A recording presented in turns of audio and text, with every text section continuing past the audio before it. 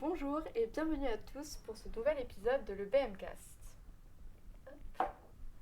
Donc, avant toute chose, je souhaite faire un coucou à mes podcasteurs Valentin et Dorian qui malheureusement n'ont pas pu être là pour l'épisode d'aujourd'hui. Précédemment, avec les podcasteurs avec qui je présente l'émission, nous avons interviewé des professionnels du secteur théâtral, dont notamment Lifou Messika, directrice artistique de l'EBMK, mais également Romain Ravenel, à qui nous souhaitons merde pour sa nouvelle pièce « Juste un homme avec un fusil », actuellement en représentation hier et aujourd'hui. Donc comme vous pouvez le voir, c'est un épisode assez particulier. En effet, je ne reçois pas qu'une invitée, mais bien deux invités, juste ici, donc Salomé et Marie-Fleur. Voilà. Un cast 100% féminin, qui va nous permettre d'échanger et de discuter autour de leur rapport du théâtre, mais également la question de la représentation des femmes au théâtre. Alors avant de commencer, n'hésitez pas à activer les sous-titres. C'est une nouveauté pour ce podcast. Et n'hésitez pas à nous dire si ça marche, voilà, car on essaye. Et puis n'hésitez pas si vous souhaitez commenter. Encore cette fois-ci, nous avons le chat. Donc voilà. Alors tout d'abord, Marie-Fleur, on va commencer avec toi. Peux-tu te présenter rapidement ? Ouais. Et moi c'est Marie-Fleur et je suis assistante en relation avec les publics à l'espace Coltès. Vous avez reçu Lifou il y a quelques temps, et je travaille avec elle notamment. Super. Voilà. Et en quoi consiste ton job ? C'est pas le plus facile à décrire, j'espère que je vais m'en sortir. Mais en gros, les relations avec les publics, c'est... d'habitude, j'aime pas trop le dire comme ça, mais on va dire le plus simple, c'est on a un spectacle et une salle à remplir. Et c'est vers quel public on se tourne. Mais en fait, ça va généralement bien plus loin que ça, parce qu'on travaille vraiment, on fait un travail de fond sur le territoire, où on va chercher des publics qui sont vraiment adaptés au spectacle et aux thématiques qu'on propose. Donc par exemple, je pense qu'on en reparlera un petit peu tout à l'heure, mais cette année, on avait une programmation qui parle beaucoup des femmes et de la parole, et du coup, on va vraiment s'intéresser en fait à quel public précisément on va contacter, et on a contacté par exemple des assos féministes, ou voilà, on travaille aussi beaucoup avec les étudiants et étudiantes. Donc voilà, on essaye de faire un vrai travail de fond avec les scolaires, tout ça. Voilà. Ok, super. Et toi, Salomé ? Du coup, moi, je fais pas vraiment partie du monde du théâtre parce que je suis en licence de sociologie, je suis en 3e année, mais j'aborde quand même un petit peu des questions de culture. Donc moi, ce que je souhaite faire, j'ai comme projet de faire de la recherche plus tard. Et là, en ce moment, je travaille sur un projet de recherche sur la destruction des lieux culturels pendant les dites émeutes urbaines. Donc je ne sais pas si vous savez, mais il y a la médiathèque Jean Massé qui a totalement brûlé l'année dernière. Et donc voilà, moi je travaille sur ça cette année. Et globalement, je travaille sur des questions d'éducation ou de culture. Voilà, c'est des sujets qui m'intéressent. Mais je ne suis pas spécialiste du théâtre, c'est pas quelque chose que j'ai étudié pendant mes études. Donc j'ai peut-être pas le même rapport au théâtre que vous deux. Plus d'un point de vue observatrice, spectatrice. Oui, voilà, en tant que spectatrice plutôt. Ok, très bien. Alors, c'est une question qu'on s'était posée avec Valentin et Dorian lors de la première émission. C'est une question que j'ai également envie de vous poser. Quel est votre premier souvenir, en tout cas votre souvenir marquant en rapport avec le théâtre ? Je peux commencer. Moi, le premier souvenir, le vrai souvenir en tant que théâtre, spectacle vivant, c'est pas un souvenir hyper glorieux. C'était en première, on nous avait emmenés voir une pièce avec le lycée et on n'avait pas du tout été préparés. En plus, moi je viens vraiment d'une petite ville de la campagne et du coup on avait fait genre 1 heure de bus pour y aller. C'était tout un truc, c'était tout un projet. Ouais, c'était vraiment ça et on avait juste le titre de la pièce. On savait pas du tout ce qu'on allait voir ni de quoi ça allait parler. Et en fait, c'était horrible. Enfin, vraiment, peut-être que si je la revoyais aujourd'hui, je le vivrais peut-être mieux, mais c'était horrible. Il y avait plein de sujets qui étaient abordés. Ça parlait de la famille, de la guerre. Et en même temps, il y avait de l'inceste sur scène. Enfin, c'était vraiment pas bonne ambiance du tout. Et on n'était vraiment pas du tout préparés à ça. Et en fait, j'en garde un super mauvais souvenir. Et justement, j'en ai reparlé avec une pote récemment qui a vécu ce même moment avec moi. Et elle, tellement elle l'a mal vécu, elle l'a complètement oublié. Donc vraiment, c'était pas du tout un chouette souvenir. Et par contre, du coup, je vais quand même, je pense, dire le chouette souvenir que j'ai. C'est Le moment où vraiment je me suis dit ok, le théâtre c'est chouette, c'était seulement en 2e ou 3e année de licence. Donc c'était il y a 2-3 ans. J'étais au Théâtre de la Manufacture à Nancy et en fait c'est un moment où je me suis dit ok, j'ai envie de m'intéresser au théâtre parce que c'est un truc que j'avais totalement mis de côté à cause de cette expérience notamment, puis tous les clichés qui vont avec, genre c'est des gens bizarres qui font du théâtre, c'est pas du tout, c'est élitiste, moi c'était pas du tout dans ma culture de base et dans mes habitudes familiales. Et du coup là je me suis dit ok, il faut que j'aille découvrir des choses, et puis c'était le moment aussi où j'avais un peu les questions d'orientation professionnelle, donc il fallait que je m'ouvre aussi de nouveaux horizons. Et du coup j'ai découvert une pièce qui s'appelle Le jour où la nuit où le jour s'est levé. Et en fait c'était trop bien, vraiment c'était un super souvenir que j'en garde, et c'est là où je me suis dit ok, le théâtre comme le ciné peut vraiment te provoquer des super émotions, et j'étais vraiment à fond dedans et c'était trop bien. Et après en fait ça a enchaîné et du coup voilà, je suis dans le théâtre depuis 2-3 ans, mais donc ça fait pas si longtemps et de base j'étais pas dedans, mais voilà un peu mes premiers souvenirs au théâtre. Ok, super.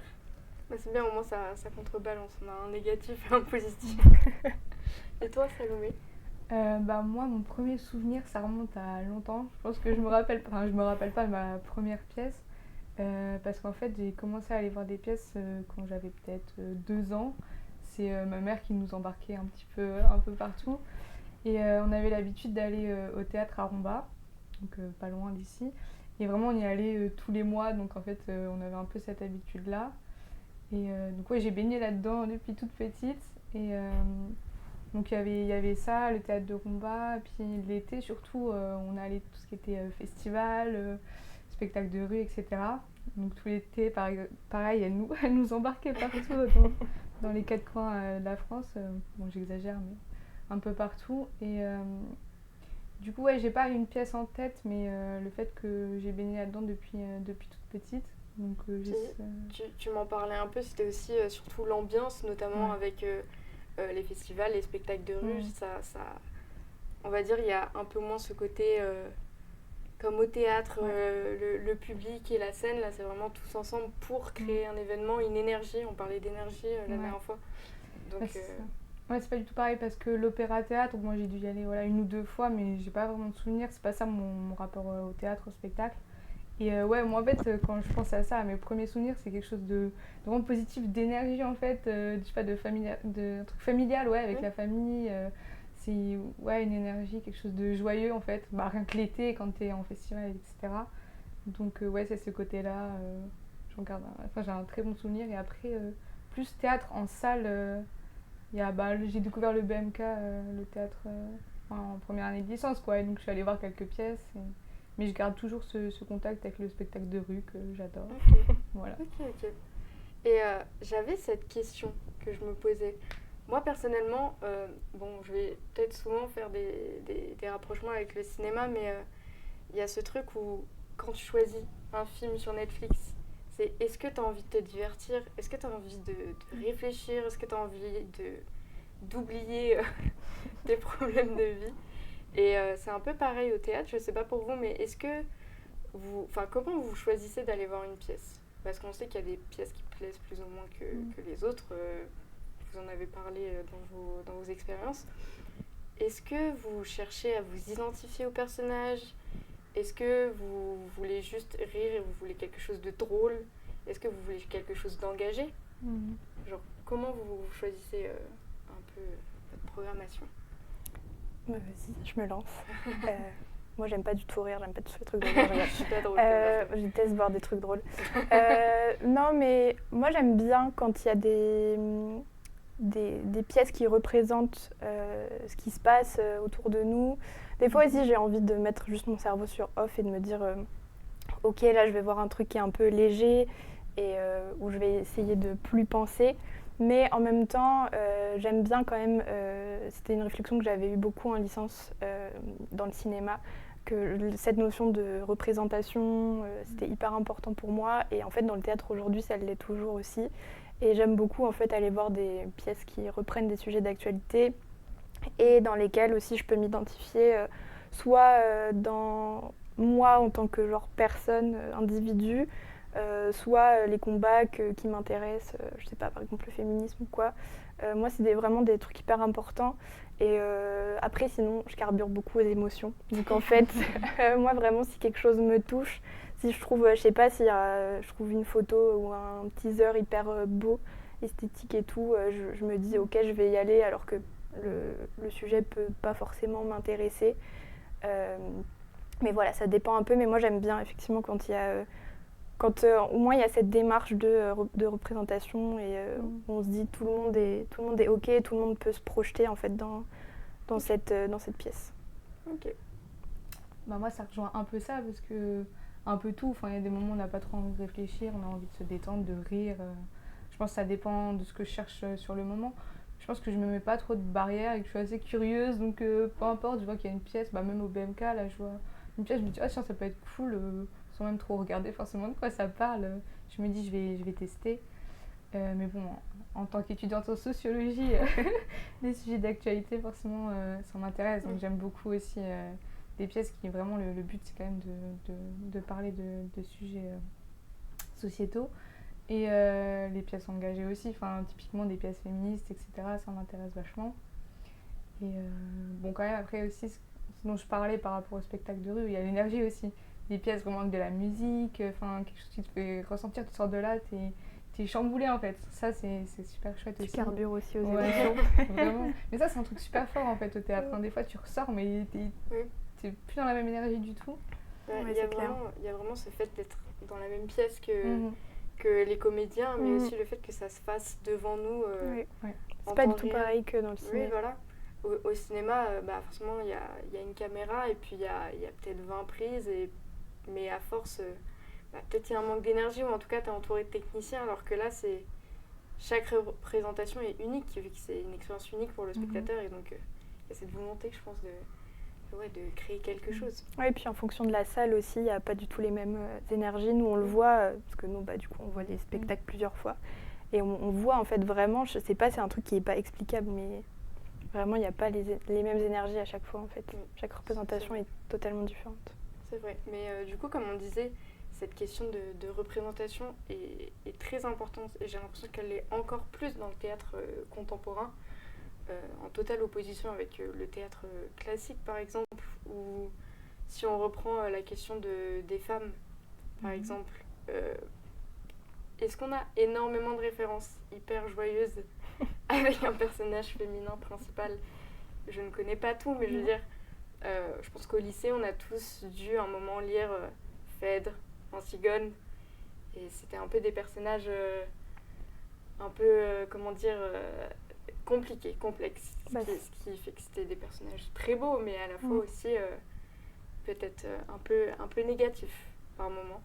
Bah souvent, c'est soit on meurt, soit on est malheureuse parce qu'on est marié à un mec qu'on n'aime pas, soit on a un destin qui ne nous appartient pas et dans tous les cas, on meurt. Donc en fait, il n'y avait pas trop le choix. C'était vraiment ça, ouais. Et Salomé, tu m'avais dit la dernière fois, j'ai peur de dire une bêtise, mais c'est jusqu'au XVIe siècle, je ne sais plus exactement. Les femmes qui étaient interdites de jouer. Oui, bah oui, il y a toute l'histoire des femmes qui ne pouvaient pas jouer pendant l'Antiquité. Elles n'avaient pas le droit d'être comédiennes. Et donc oui, moi j'avais vu que c'était jusqu'à la fin du XVIe siècle qu'elles étaient interdites de jouer. Et d'ailleurs, bah, pour le podcast, j'avais fait un peu des recherches. Et du coup, les personnages féminins étaient joués par des hommes. Et en fait, par exemple, pour Roméo et Juliette, bah, Juliette c'était un homme. Et ils utilisaient en fait des masques pour créer le personnage féminin. Ok. Mais du coup, oui, rien que ça, on voit déjà que sur scène, en fait, la femme ne pouvait pas aller, en fait. Donc, bon, au niveau représentation, c'est compliqué. Et après, il y a aussi toute l'histoire de l'invisibilisation des femmes dramaturges, qu'on a oublié dans l'histoire. Ça, c'est pas que dans le domaine du théâtre, hein, dans le domaine scientifique, littéraire, on connaît. Donc, je pense que c'est intéressant aujourd'hui, les femmes peuvent jouer et d'utiliser en fait cet espace-là, cette scène-là pour se réapproprier en fait l'espace d'expression. Au-delà de ça, il y a vraiment le fait que le théâtre soit un outil de parole, un espace d'expression pour la femme. Et comme on disait tout à l'heure, avec les sujets d'actualité, donc on le sait bien, les discriminations, le sexisme, etc. Le théâtre contemporain se veut un peu, être un lieu où on peut mettre ça en avant et montrer aux gens que c'est pas parce que ça t'est jamais arrivé que ça n'existe pas et que clairement c'est des choses qu'à terme on aimerait changer. Nous cette année à l'EBMK on défend une programmation engagée sur de nombreuses thématiques et on a ces thématiques là de la femme mais aussi des agressions qu'elle subit, le viol, etc. On peut citer quelques exemples de pièces. Moi par exemple là en tête j'ai L'Enfant de verre qui était représenté il y a une semaine. Ouais, c'était un chouette spectacle qui parlait de la famille et des secrets aussi qu'on peut transmettre de génération en génération. Et là, dans ce spectacle-là, c'était vraiment le secret d'une agression qui était transmis d'une grand-mère à sa fille, à la petite fille. Et il y avait tous les rapports en fait, entre femmes dans la famille. C'était vraiment hyper intéressant. Mais il y a eu plein d'autres spectacles aussi où, par exemple, on en parlait tout à l'heure, le jour où j'ai compris que le ciel était bleu, le personnage principal, c'est une jeune femme autiste. Et c'est hyper important parce que là, c'est une jeune femme qui est en plus autiste. Et du coup, c'est des personnes qui sont vraiment sous-représentées. Et on en parlait tout à l'heure, genre c'est vraiment hyper important de représenter tout le monde. Et nous, on l'a vu, en fait, on a accueilli des personnes autistes et qui étaient genre hyper émues de se voir enfin représentées. Et pareil pour les familles, les parents étaient super contents parce que ce personnage était entouré de son grand frère. Et on voyait en fait que c'est important de voir dans les fictions, de se voir représenté. Enfin, c'est vraiment hyper important. Oui, c'est vrai, totalement vrai. C'est aussi là où je reviens sur ce que je disais, où vraiment le théâtre, c'est un peu comme le cinéma et toutes les autres formes d'art. Il y a forcément des choses que tu vas aimer, des choses que tu vas pas aimer, des choses qui vont te parler et qui vont t'impacter, mais d'une force, sans vraiment que tu le vois. Toi, Salomé, tu parlais un peu que tu aimais un peu cette énergie qu'il y avait sur scène, etc. Moi, perso, c'est quelque chose que j'ai retrouvé dans le jour où j'ai compris que le ciel était bleu. Peut-être que toi, tu as un exemple de pièce qui t'a marqué ou... Bah ouais, il y a une pièce que j'étais allée voir au Nest. Du coup, c'était Fanny, c'était en 2022, je crois. Et déjà, la première chose qui m'a marquée, c'était l'énergie, parce qu'en fait, c'était une pièce où il y avait de la musique. Enfin, c'était hyper vivant, en fait. Et quand je suis sortie de là, j'avais tellement d'énergie, de rage, en fait. Et ça abordait des questions de féminisme, justement. Et c'était l'histoire d'une femme qui avait 55 ans. Et elle se re-questionnait, en fait, à son rapport au féminisme, au nouveau féminisme qu'il y avait aujourd'hui. Et du coup, c'est une sorte de pièce en fait qui aborde des sujets et même juste par rapport à l'énergie que ça a dégagé, moi ça m'a vraiment chamboulée et quand je suis sortie là, j'avais la force, quoi. Je me suis dit ok, c'est bon. Et c'est vraiment des choses qui t'aident à t'affirmer en fait, à faire passer des messages. Au-delà que ce soit vraiment un message hyper clair, mais ça te fait réfléchir sur pas mal de choses. Et d'ailleurs pour Fanny, j'avais noté, il y avait une petite citation. Si je peux la lire. Du coup, là, elle s'adressait à son mari. Et donc là, c'est Fanny qui parle et qui dit « Mon amour, on a oublié ça, que danser, c'est extraordinaire. On a oublié ça. C'était extraordinaire. J'ai tellement, tellement, tellement dansé. On sautait partout. Savais-tu ça, que les filles, puis les filles s'embrassent même si elles ne sont pas lesbiennes? Les filles, les gars, les gens, les non-binaires. Sais-tu ce que ça veut dire, non-binaire? J'ai rencontré plein de belles personnes. J'ai tellement, tellement, tellement dansé. Puis c'était juste beau, tu comprends? Et en fait, vraiment, j'adore la citation parce que y a tout le côté danse, musique, énergie en fait. Et elle traite de sujets hyper forts. Et là, elle a 55 ans, elle se pose sur des questions de la non-binarité, de genre, etc. Et donc en fait, je trouvais ça super beau d'aborder ça dans une pièce. Hyper intéressant. Ouais. C'est vrai, en effet. Moi, tu vois, il y a un peu... Je rebondis sur ce que tu disais. J'ai un peu ce truc où des fois, je regarde des films où j'ai besoin d'avoir comme un modèle. C'est-à-dire que je m'identifie pas vraiment au personnage, mais c'est un personnage qui m'inspire. Peut-être que j'aspire à lui ressembler dans quelques éléments. Et par exemple, dans le théâtre contemporain, moi par exemple, jusqu'à maintenant, j'ai pas vraiment eu l'occasion de m'identifier en tant que femme peut-être un peu masculine, qui ne se maquille pas forcément, etc. J'ai pas forcément pu m'identifier, mais il y a eu ces personnages qui, au-delà de l'apparence et de la personnalité, m'ont marqué parce qu'ils avaient des traits de caractère qui étaient vraiment hyper bien représentés et qui représentaient la femme moderne et qui, moi, m'inspiraient tout simplement. Et je trouvais ça vraiment, vraiment très intéressant. Donc, en effet, je suis d'accord. Je regarde un peu le chat, je vois qu'on a quelques commentaires. Ok. Dis-nous. Je vois notamment un commentaire qui cite « Je carbure à l'émotion, c'est un super mantra pour aller au théâtre ». Surtout à l'espace Coltes. Je suis totalement d'accord mais... sur ça. Et ensuite, quelqu'un qui nous dit que déjà, c'est très intéressant, le sujet d'aujourd'hui, donc merci à toi. Et qui nous dit que oui, il y a totalement une différence entre le cinéma et le théâtre. Et j'aime bien ce qu'il dit. Il dit au théâtre, on veut voir vivre le comédien et peu importe s'il fait quelques erreurs. C'est vrai. Et ça, je trouve ça vraiment beau parce que y a ce côté, comme je disais tout à l'heure, où c'est fait en temps direct, réel. Ouais. Et les erreurs rajoutent du charme justement à la représentation. Oui, puis en tant que spectateur et spectatrice, je pense qu'on accepte aussi, quand on va voir du spectacle vivant, on accepte le fait que c'est pas parfait parce qu'en fait c'est des humains et que tout le monde peut se tromper, quoi. Enfin, moi en tout cas c'est comme ça que je le vis. Il y a peut-être aussi le côté participation du public en fait. Peut-être pas forcément en salle fermée, mais comme moi je disais, dans la rue en fait, c'est des réactions directes du public en fait, et tu peux interagir avec. Un truc qu'il n'y a pas au cinéma en fait. T'as pas les personnes devant toi. Et puis dans l'art en général, je pense qu'il y a un vrai tournant où on veut susciter le spectateur et sa réflexion. Là, j'y pensais pour refaire un lien un peu à la représentation des femmes. Et dans l'art en général, au courant performatif. C'est notamment un sujet que j'ai pu étudier pendant mes études, qui s'est développé dans les années 70 et qui s'est développé en même temps que les nombreux mouvements sociaux qu'on a pu voir à cette période dans le monde entier. Et la question de la femme est énormément revenue. Il y a plein d'artistes piliers de ce courant qui sont des femmes, je pense notamment à Marina Abramović, et qui avaient cette volonté de ramener le spectateur dans son œuvre.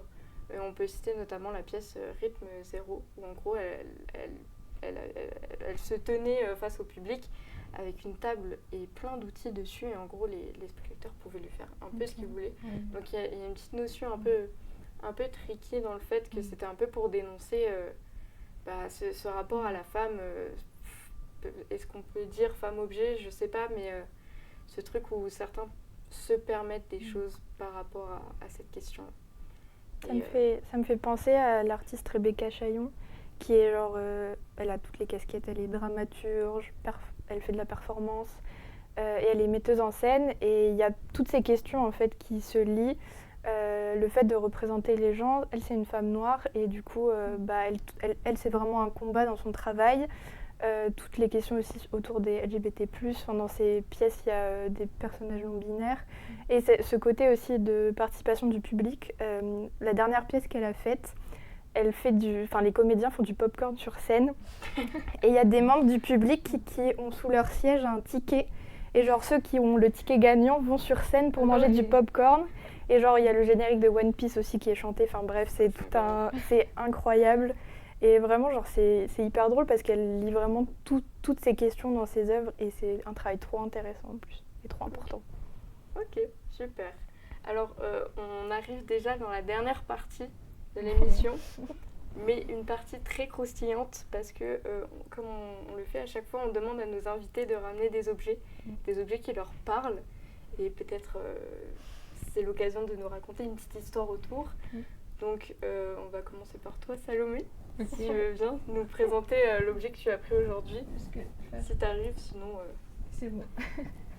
Alors moi j'ai pris le programme de Hop Hop Hop de 2022 parce que c'est un festival que j'aime beaucoup, j'y vais tous les ans, et en fait 2022 c'était une des premières années où j'y allais un petit peu par moi-même en fait, avec des amis, etc. Et c'est ce côté en fait de t'as un programme, t'as plein de spectacles, mais aussi au pop-up t'as plein de lieux en fait dans la ville, et c'est toi qui fais ton parcours en fait. Et vraiment c'est un truc que j'aime bien, tu t'appropries le spectacle, tu te dis tiens j'ai envie d'aller voir ça, puis en fait t'y vas, en fait c'est dans la rue, tu te dis en fait j'ai pas envie de voir ça, donc tu vas voir un autre truc, et c'est toi qui gère le truc. Oui, t'es libre, tu peux faire ton petit parcours. Et du coup, c'est ce côté-là que j'aime bien. Voilà, c'est spectacle de rue gratuit pour tout le monde. Enfin voilà, c'est le truc hyper accessible. Où typiquement, il y a des interactions avec le public, quoi. Et puis toute l'énergie, enfin la musique, la danse, tout ça. Donc voilà. Et j'avais une petite anecdote par rapport à ça. C'est le tour de magie. C'est que du coup, j'avais emmené une amie avec moi. Et j'avais dit, ok, tel jour, on va au pop-up. Et elle ne connaissait pas forcément tout. Du coup, moi, il y avait des spectacles que j'avais déjà vus. Et j'avais fait tout un petit programme. Un programme personnalisé. Avec tous les horaires, tous les spectacles. Avec ses invités et tout. Vraiment, j'ai mis les petits commentaires et tout ça. Et je l'ai gardé depuis. Et même, je suis allée lui montrer des trucs. Elle m'a dit, mais qu'est-ce que tu me montres en fait? Qu'est-ce que c'est que ce truc? T'es complètement... Mais c'était cool parce qu'ensemble, on a découvert des trucs un peu déjantés. Enfin, tu t'y attendais pas, quoi. Le mélange de théâtre, de musique, bref. Et voilà. C'était un très beau souvenir. Et trop chaud. Ok. Et c'était à Metz? Oui, bah voilà, Okay. c'est ça. Hop Hop Hop à Metz, qui a tous les étés. Ok. Petite pub, allez à Hop Hop Hop. Bon, si on s'ennuie en été, on est à Metz. Non, mais oui, vraiment. Et donc, Marie-Fleur, Moi, je vais pas le bouger parce qu'il va s'émietter. Tomber. Mais... moi, c'est un carnet. Je l'appelais un bullet journal avant, mais je crois que c'est pas trop ça en fait, le principe du bullet journal, je sais pas. Mais en fait, c'est un carnet où je colle tous mes tickets de lieux culturels où je vais. Aussi quand j'étais... Donc ça date du lycée, hein, ça je l'ai depuis, je crois, la seconde. Et du coup, il y a aussi tous les livres que je lisais, des citations, enfin un truc comme ça. Et bon, aujourd'hui, je remplis plus les livres que je lis, tout ça. Mais je colle toujours mes tickets et du coup, c'est vraiment mon grand désespoir. Maintenant, tout est dématérialisé oui. Et du coup, j'ai plus rien. Et alors, petite anecdote, j'étais trop triste. Le week-end dernier, j'étais en Belgique et je suis allée dans un musée Magritte. Et genre, du coup, mon billet était sur mon téléphone. Et ça me rend trop triste, vraiment. Des fois, il y en a qui sont semés par terre, du coup, je les reprends alors que c'est pas les miens. Mais bref, c'est trop bien parce que du coup, j'ai tous mes souvenirs et notamment mes souvenirs de théâtre. Et j'ai genre mes premiers billets où je suis allée pour les premières fois au théâtre et c'est trop bien. Et du coup, je mets aussi des petites notes en mode j'étais avec telle personne. Voilà, c'est trop chaud, j'aime trop. Non, c'est vrai, j'aimerais qu'on fasse une pétition pour faire revenir les tickets mais oui, comme avant. Même au cinéma, il y en a marre des tickets de caisse. Oui, ils sont trop moches maintenant. Oui, genre, avant, il y avait des petits carrés trop beaux. Donc voilà, si vous voulez, on va faire une petite pétition là. Alors je regarde les commentaires, il y a encore un commentaire qui revient sur ton anecdote de Hop Hop Hop et du théâtre de rue de manière plus générale. Le théâtre de rue est vraiment une approche chouette du théâtre. On se sent moins enfermé comme dans une salle et ça pousse à créer des spectacles différemment qu'on peut voir en plusieurs morceaux par exemple en ayant raté le début. Et je suis totalement d'accord parce que donc là on a beaucoup parlé de l'aspect en tant que spectateur mais même pour les metteurs en scène derrière et toutes les équipes de création. Je pense que c'est totalement une autre dynamique et je pense que c'est une dynamique beaucoup plus, j'ai pas envie de dire familiale mais qui rapproche beaucoup plus... Là, c'est construit avec le public. Ouais, voilà. Vraiment, Et je trouve que même de cet aspect-là, c'est vraiment quelque chose de très énergique et de très agréable. D'accord. Donc voilà. Donc on arrive déjà à la fin de cette émission de le BMcast épisode 4. Donc merci à vous deux d'avoir été présentes ici aujourd'hui. Je suis très contente de vous avoir ici. Et puis on espère vous retrouver très vite pour un prochain épisode avec les podcasteurs. Donc, bonne journée à vous et au revoir tout le monde.